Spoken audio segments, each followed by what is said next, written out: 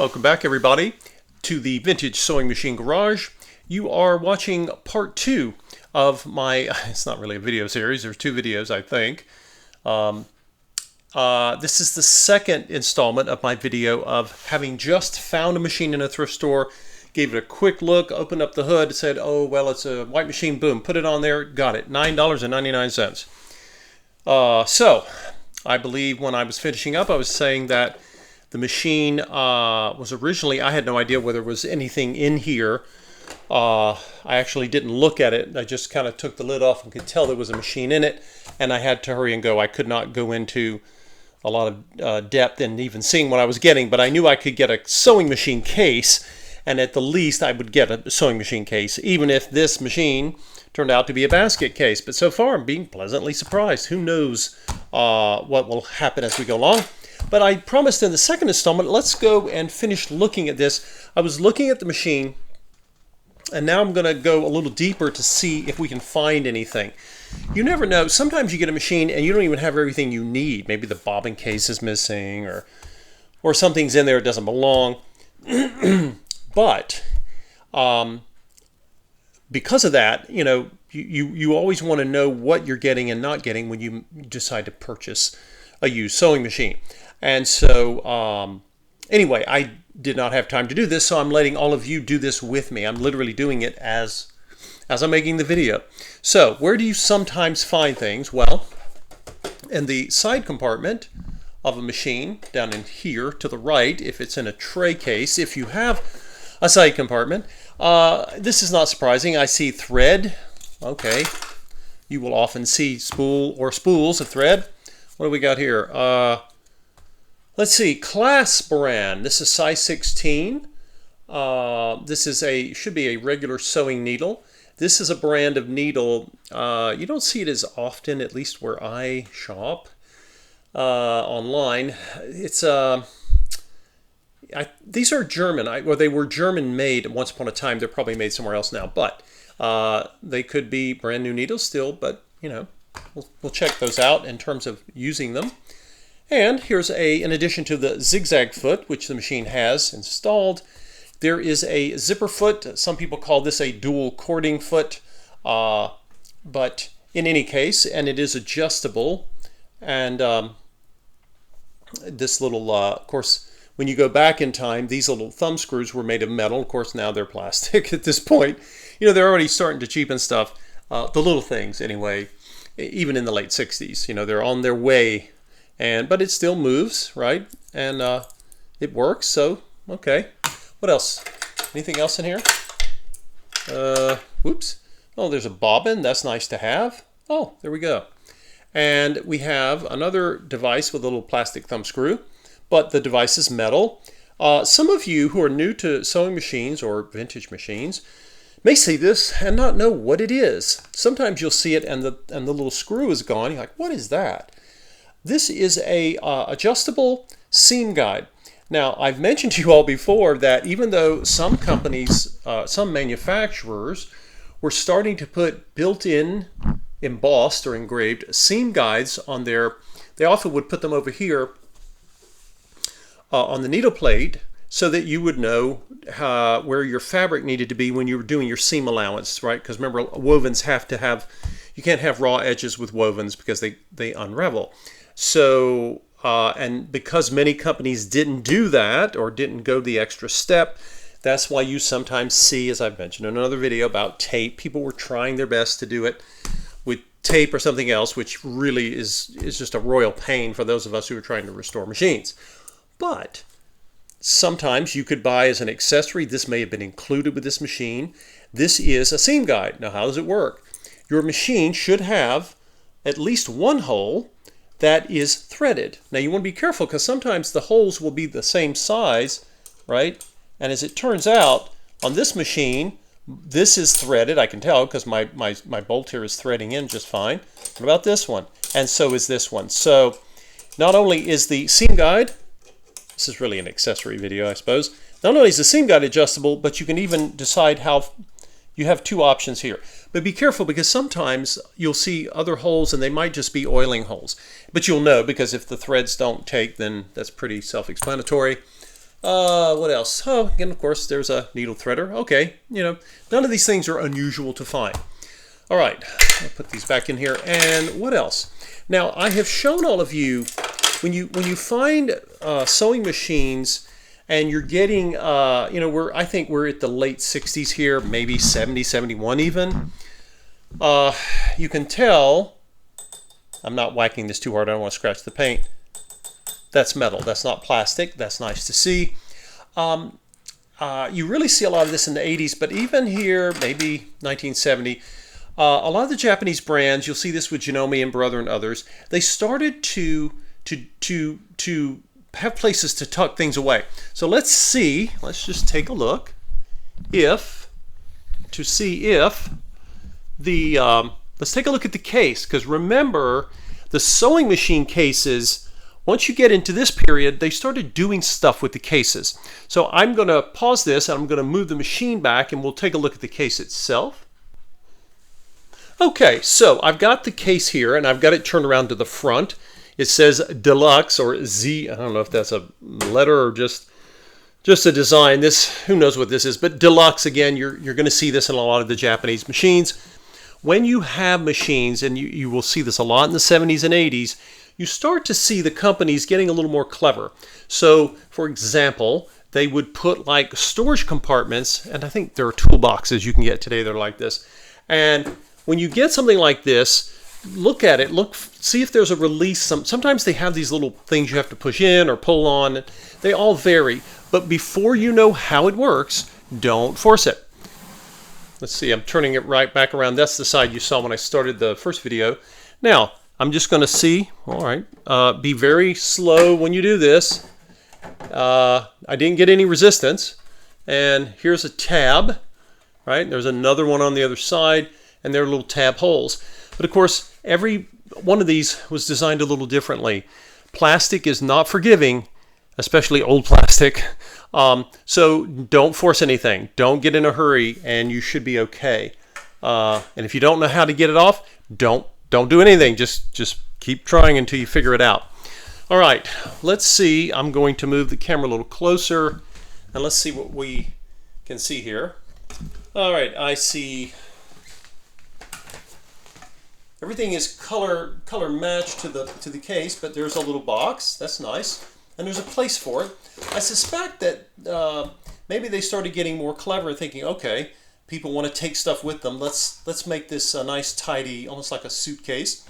Here's another one, and it says, cam case. Okay, don't assume because you see something. We'll see. We'll open it up, and we'll all we'll either see cams or we'll all be surprised because I don't know what's in there. Never assume that what it says is what it is until you look at it. And then we'll open up the little case. A case like that is often used to hold accessories. Okay, let's look at this for a moment. You see the handle. This handle is rubber, but it also feels like it might be a silicone-like product. I don't know for sure. Notice that there's metal here, metal Phillips screws. That's another sign of how old the machine is, or young, relatively speaking, because you don't see Phillips heads in a lot of the older vintage machines. Phillips heads become more common in consumer products later on, so that tells us this is not a 1930s machine. Now, look at this. This is actually interesting. I haven't seen this before. If you look straight down that hole, there's some like rods or metal frame there, and I think what it's doing is it's holding this little cam case, which is kind of clever, right? And I suspect, now remember, this is the back. This is the back of the case. It does have a front. So if you try to put your case on the wrong way and you got this box in here, you're going to have a surprise when you go to do that because it's not going to clear the knobs of the front of the machine. So again, take your time. You'll figure this out. It's not rocket science. You just don't want to be in a hurry. Let's see what else. Let's make sure there's nothing else hiding because you never know if they have secret compartments. I'm not kidding. I'm not being funny. Now look at that. You see these nice steel brackets. You see steel bolts. Now, they look strong, and maybe they are, but you've got steel and plastic. I personally never, ever pick up a case or machine by a handle. I just don't. I know there's a handle there, and it might be great and strong. In fact, if you look, there's a piece of metal here that's seated in the plastic. I always pick up from the bottom. These things are heavy, and I'm not willing to risk my machine or my handle in my case to test it. It just, you don't need to do that. I would not. Okay, so let's set this aside. I can't see anything else hidden. If you folks think of something that I'm forgetting, let me know. Okay, so let's see. We'll drop our camera angle back down a little bit. Now let's see if we have what the box says. This box doesn't say anything, but it's shaped like an accessory box. They used to use tins made out of metal, and of course now they've gone to plastic because it's cheaper. But that's okay. Cam case. So I showed you in part one that there's a cam in the machine, and you access it here behind that cute little rhinestone cover. And I don't have a manual. I don't see a manual with this thing. So I may have to kind of explore and figure out. But when I see that little red mark, it tells me it designates something, and so it could be. Sometimes with cams, you have to put them in at a certain spot in order for, if you want a pattern to start at a certain place in the pattern. Okay, what do we got here? If I had a drum roll, I'd play it, but I don't have one. Oh, well, what do you know? Not only are there cams in here, but they are, the Kenmores used to do this. They have these nice little places so they don't rattle around. And I think sometimes they would have a tray, like the Kenmores would have a tray in a whole nother set, but these, I think this is a complete set. And this, folks, is dumb luck. I honest to God, I didn't even know this was here, and I wasn't really looking for cams, because a lot of the cams you would see on vintage machines would originally go in the top, and a lot of the Japanese brands did that too. But a couple of them thought, well, let's get clever and let's put them on the front. Maybe it's just easier. You can see it when you're sitting, I suppose. So I wonder. You see, now I'm starting to suspect, and I can't swear to it. I can't talk to the engineers who did it. I'm having a theory here that in order to sew zigzag, this machine might be like the Singer 403, which was the Slant-O-Matic 400 series.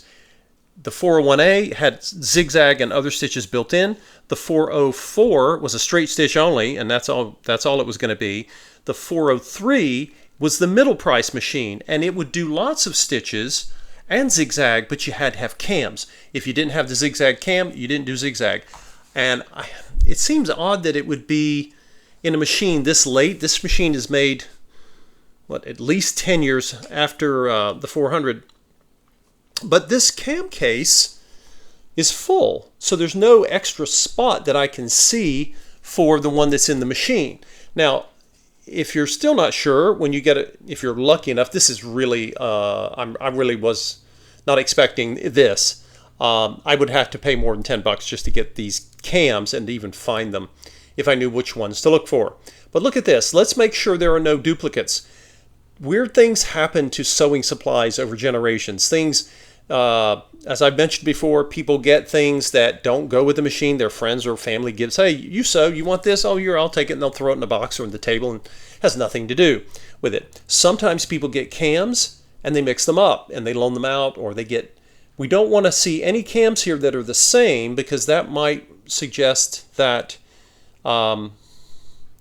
it might suggest that that there was a place for that zigzag cam, and that cam is labeled 0.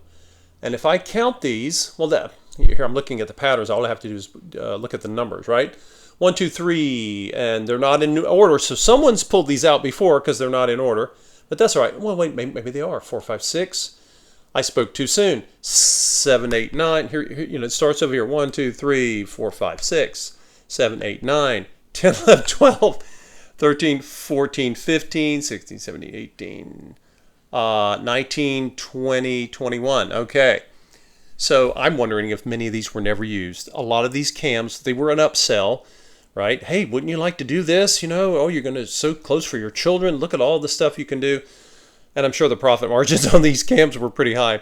But now these are red. Notice the different color. Now, I don't know this for sure, but I do know that they would sometimes have cams for stretch or reverse stitches. I don't know that because I don't have the manual and I don't like making assumptions, but there's a reason these are red and the rest of them are not. But notice each one of the cams has a little dot on it, right? Sometimes it's just like a little embossed divot and you can't even see it without staring really closely, and the red ones have a red dot. And I'm just going to take a guess, and I'm really just, really guessing here. I can't tell you I know for sure, but that red indicator on there is telling me that that might be a place where you line up a cam. And the reason, when I say line up, if you have cams and you put them in and you're trying to get a pattern, you may want the pattern to start. Here's one, for example. Do you want the pattern to start right here so that it repeats normally? I'm sort of starting to get away from my area of knowledge here because I'm not a sewer, but that's just a guess. But how about that? A full set of cams. That rarely happens. So if you get a machine and either you get a cam box that's empty or some of them are missing, or you don't get any cams at all, but you do see a place to put cams, either here or on top, don't feel bad because, oh gosh, of all the machines I've ever had that took cams, most of the ones that had them were Singers. Many of the others, they got separated. People would not even know what they were, and family members, they clean house and toss them in the garbage. It's less than 10% of the time have I ever gotten a full set of cams, especially on a Japanese clone. So I feel really lucky. But if you haven't, don't feel bad because you're in the majority, like most of what I found. All right, hold on, let me tilt the camera back and we'll see what's in here. All right, what we got? We have a light bulb.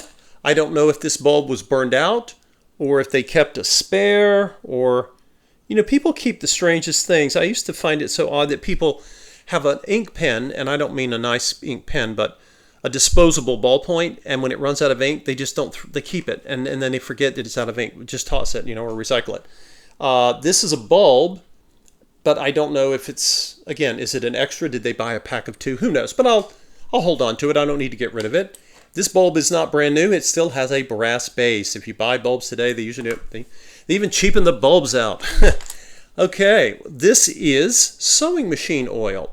Now, sewing machine oil is clear. Why is this oil yellow? Because it's probably from 1970-71, right?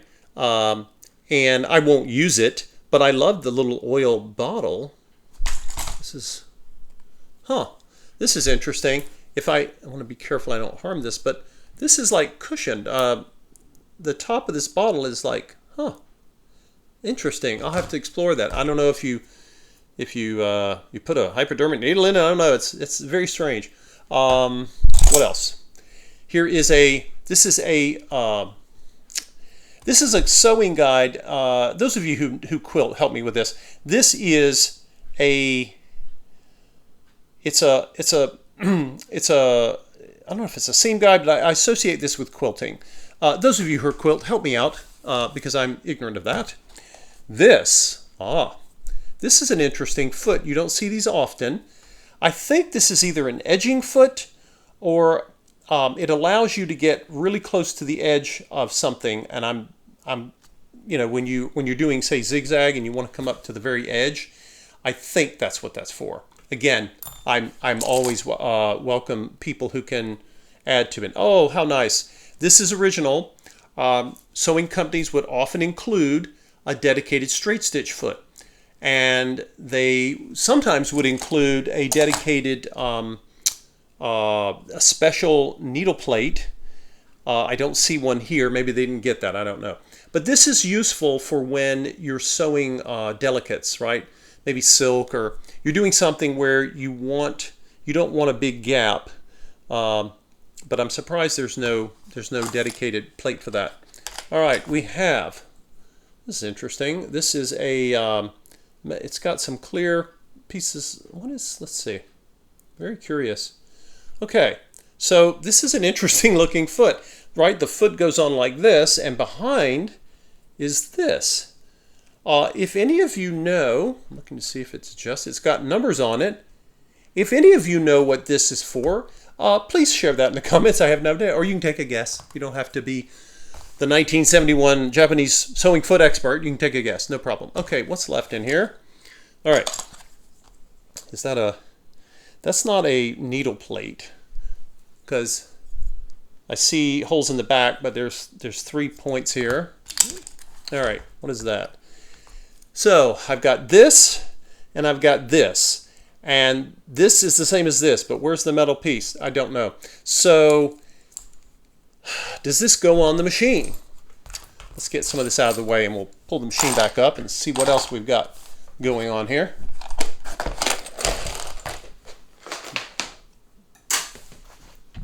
All right, let's bring this big machine back up toward us.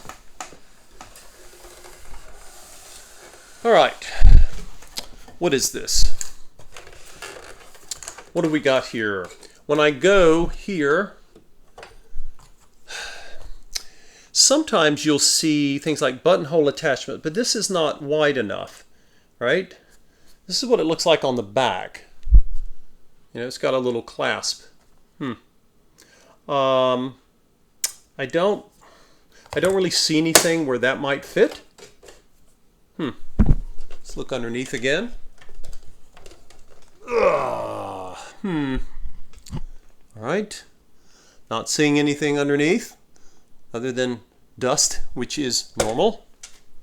All right. Okay. One last place to check. Now, I mentioned to you all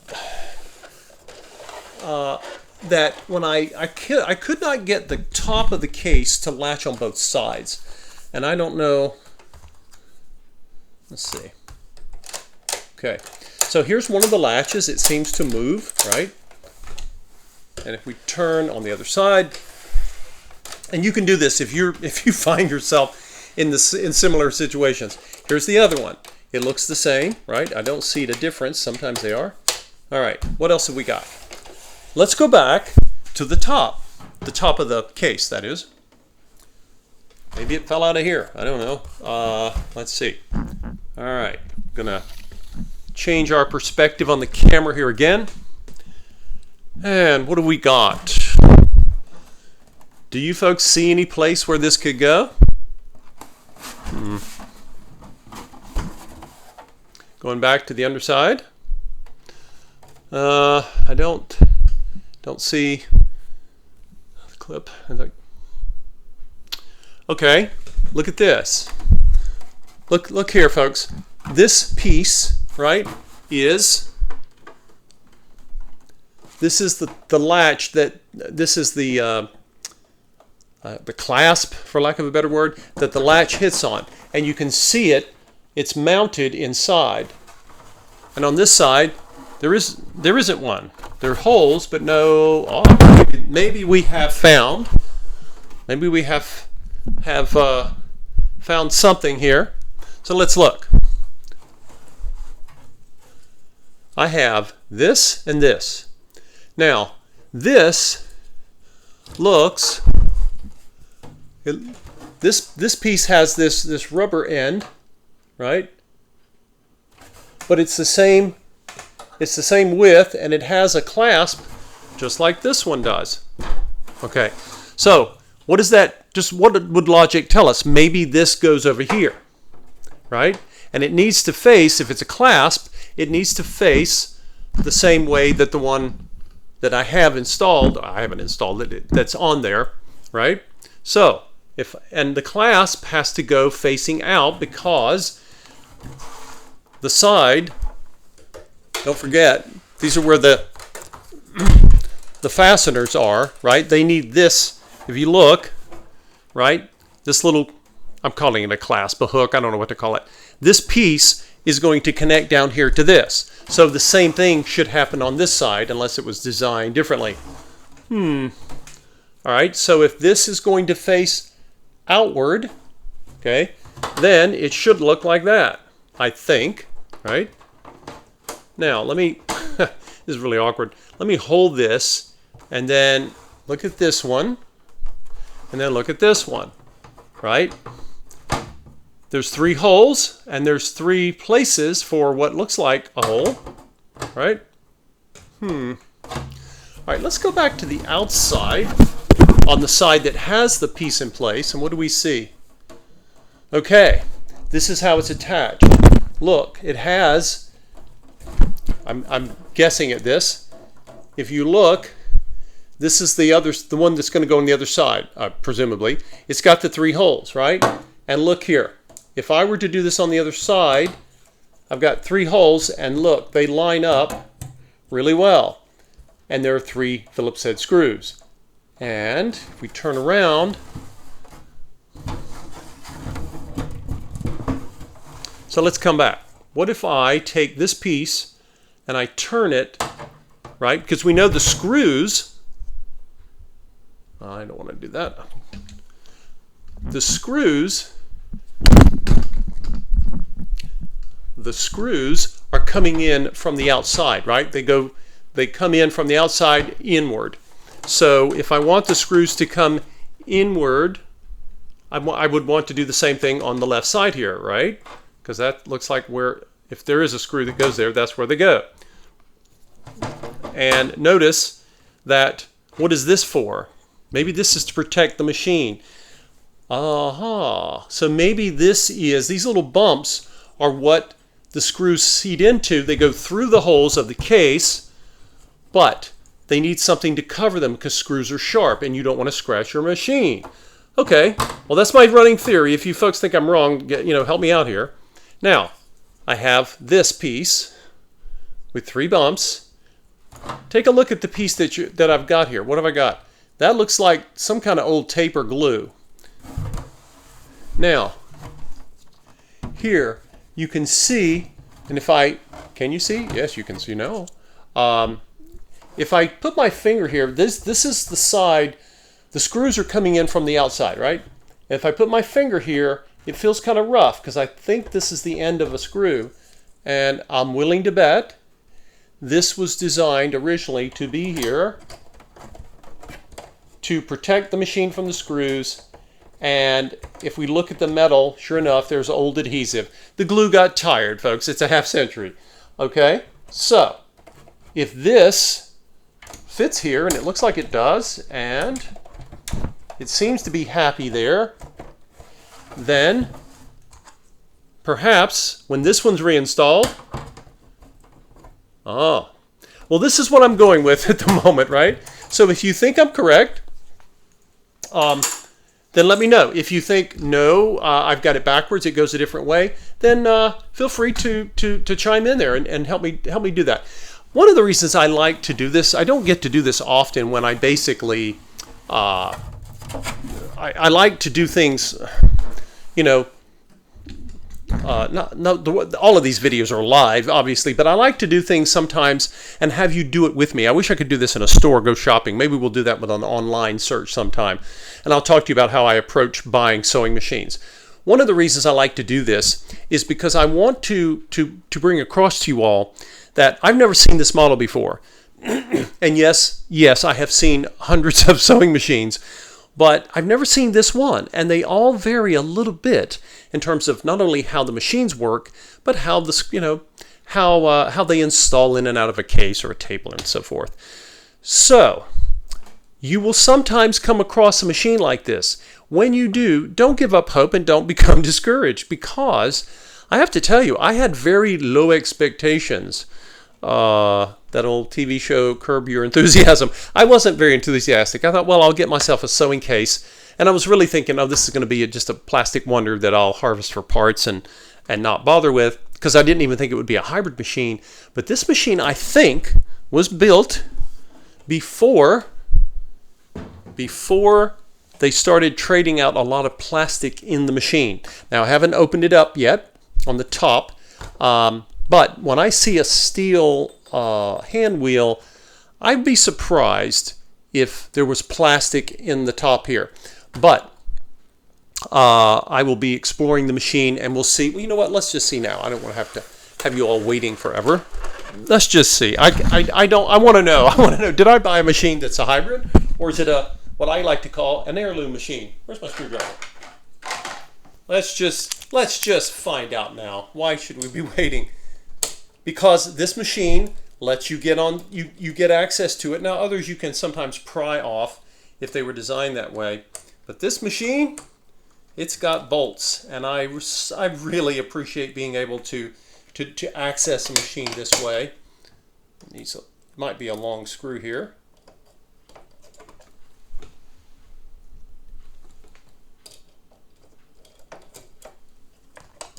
And there it comes. I think it's going to come off here.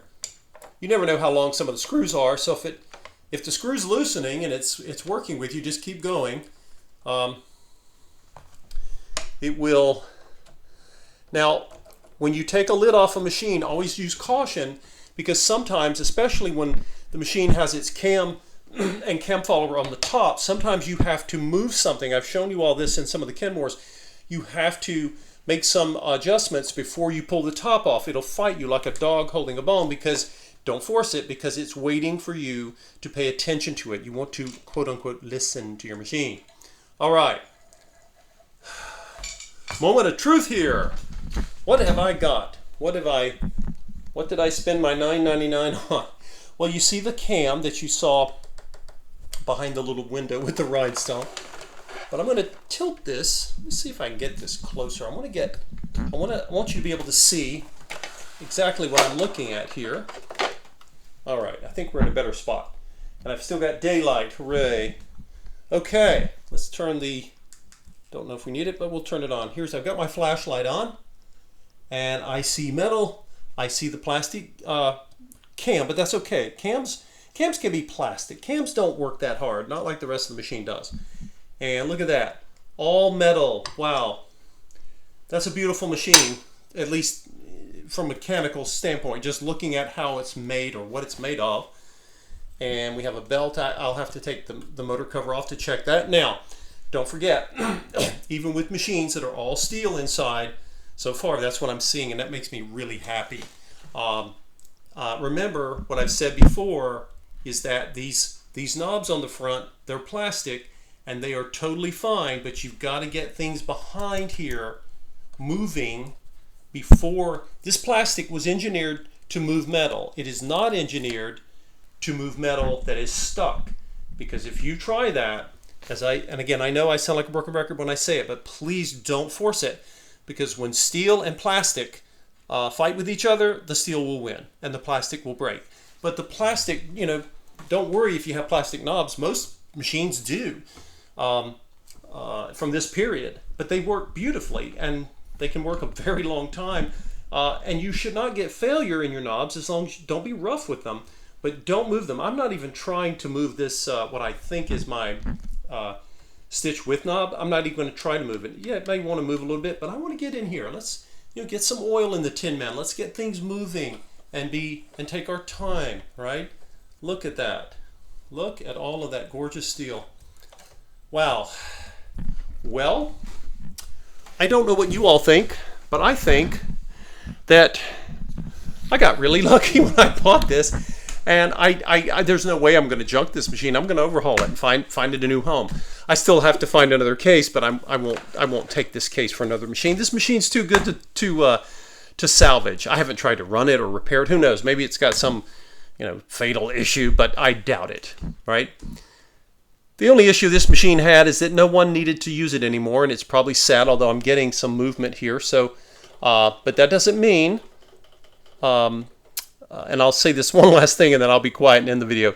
If you buy a machine and someone is selling it to you, I got this in a thrift shop, but if they say it runs, and let's say you see the needle going up and down, if it's a zigzag machine, it could be stuck in the zigzag only, because that part of the machine will freeze up and lock up before the vertical motion, that the needle bar uses to make a straight stitch. The decorative stitches and then zigzag and then straight, they typically freeze up and stop working in that order. So, and again, I'm not even going to try to play with the little feed dog thing down here. I'm going to wait, get under it, get it oiled, and gently coax it. You know, if anyone ever wakes you up, you don't like to be woke up suddenly. It's nice to be sort of gently woken up. And I think the same applies to sewing machines. I sure appreciate all of you watching and listening to me ramble, but I like I said, sometimes the greatest surprises. This is a good surprise. You never know what you're going to get when you're looking for vintage machines. I hope this was helpful, and if any of you have any suggestions on some of the open questions I had about the machine, feel free to put down there in the comment box, and we will see you in the next video.